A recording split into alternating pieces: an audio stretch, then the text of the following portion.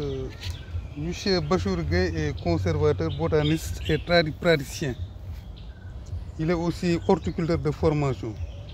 Donc avec Didier Roguet, ils ont rédigé un livre dénommé Guide ethno-botanique des plantes utiles du Sénégal et du Sahel, quoi. Bon, il va se présenter très rapidement et nous parler du contenu de ce livre. Monsieur Bachir Gueye, vous avez la parole. Bonjour Gueye. Le livre qu'on a déjà édité alors, en collaboration avec le Conservatoire des Jardins botaniques de la ville de Genève, alors, qui parle de l'ethnobotanique des plantes utiles du Sénégal et du Sahel. Elle va parler des traditions, de la santé, de l'alimentation, de l'artisanat et de la conservation de ces espèces de plantes.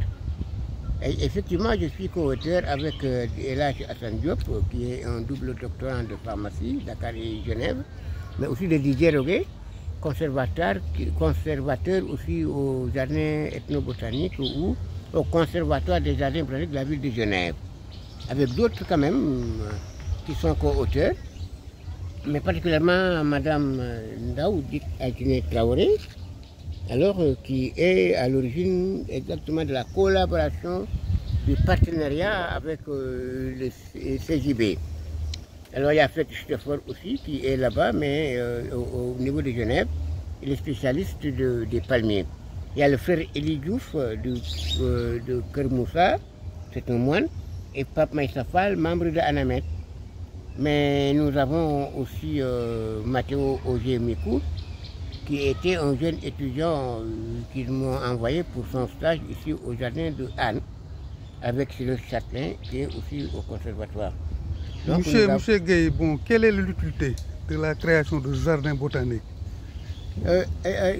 Quand ce jardin a été créé, c'était pour la promotion des espèces de plantes africaines et d'horizons divers, parce que c'était un centre où il y avait la collaboration avec le Centre national de recherche scientifique de Paris, alors qui a été créé par un Français, un ingénieur d'agriculture, du nom de Guy Marquelou d'Armérique, alors qui est à l'origine de la création de ce jardin botanique en 1934.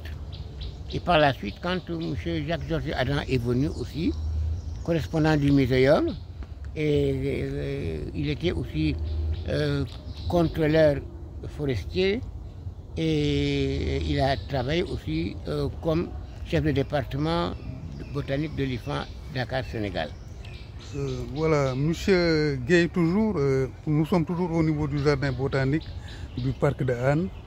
Nous savons que les Sénégalais et les Africains, de manière globale, étaient très liés à la nature. Quels conseils pouvez-vous donner pour que ce lien-là, qu'on avait donc, que les Sénégalais avaient avec la nature, comment faire pour que ce lien-là perdure? Bon, parce que comparé à ce qu'on note dans les pays européens et asiatiques, nous sentons un certain relâchement par rapport à la gestion de la nature. Vous savez, de tout le temps, les Africains, en général et en particulier les Sénégalais, ont toujours eu exactement cette relation avec les végétaux. Et surtout dans leur quotidien. Que ce soit dans la tradition, dans la nourriture, dans l'alimentation, dans la santé, dans la cosmétique et aussi dans le textile, pour faire exactement les étoffes, le tissage. Donc il y a aussi des rites qui sont liés à ces plantes-là. Et beaucoup de transformations comme on faisait avec les plantes oléagineuses pour faire de l'huile et des farines avec les céréales.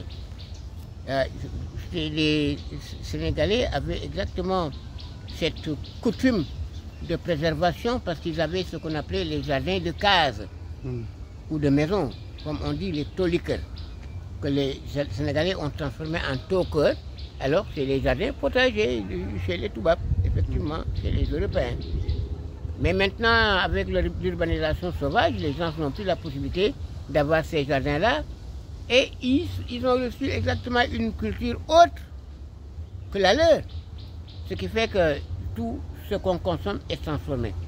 On avait les encens, on avait les essences qui sont odorantes avec des plantes parfumées, des plantes à parfum, mais maintenant avec la cosmétique manufacturée, voilà, on l'a abandonné exactement à ces senteurs.